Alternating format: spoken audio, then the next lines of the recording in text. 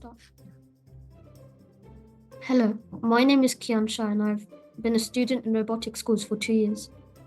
Today I've made a really fun project involving a safe locker, a useful bulb, and a keyboard. I've made this with an Arduino Uno code. Successfully open if you get the right password, which will display over there on the serial monitor. So a buzzer rang and the red LED shone.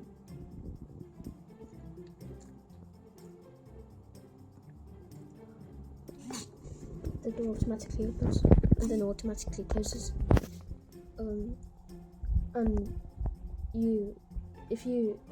If there's no light detected from the sensor, a bulb over here will light up. Successfully open if you get the right password, which will display over there on the serial number. So you can also type what you like. So over there I've written hello with the help of Bluetooth, and I've created an MIT app for this.